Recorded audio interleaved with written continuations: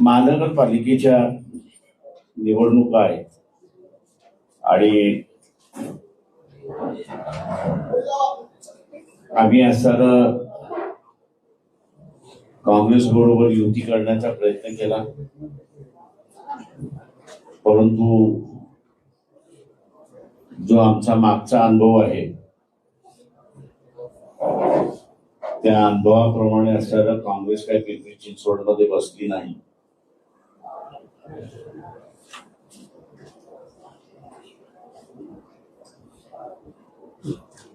आणि म्हणून आम्ही असताना वंचित बहुजन आघाडी निवडणुका या ठिकाणी लढणार आहोत. लढत असताना आजची असताना पिंपरी चिंचवडमध्ये मुस्लिम समाजाचे जे मौलवी होते, विचारवंत होते, कार्यकर्ते होते, नेते होते, या सगळ्यांची असताना बैठक या ठिकाणी बोलवण्यात आली आणि त्यांनी असताना वंचित बहुजन आघाडीच्या उमेदवारांना पाठिंबा द्यावा या ह्याच्यासाठी आम्ही असताना लढतो.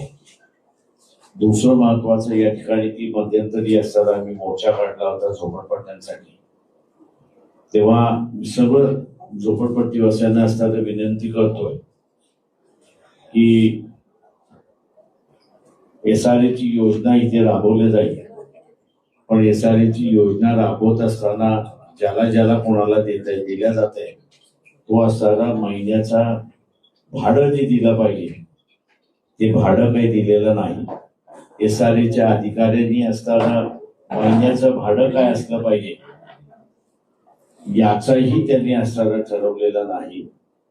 आणि म्हणून आम्ही म्हणतोय की महानगरपालिकेमध्ये वंचित बहुजन आघाडीचा उमेदवार निवडून आला तर तो महानगरपालिकेमध्ये ठराव करणार, कारण का SRA ची महाराष्ट्र शासन त्याला परवानगी देणार, पण बिल्डिंग परवानगा जी आहे आणि उरलेले जे आहे परवाने हे कॉर्पोरेशन त्याला असताना देईल.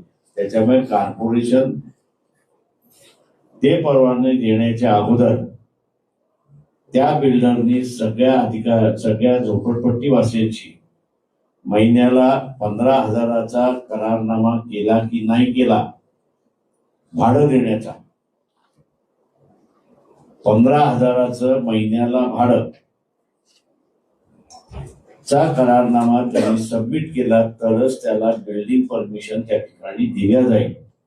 तो जोपर्यंत सादर करत नाही तोपर्यंत त्याला बिल्डिंग परमिशन देणार नाही. इथल्या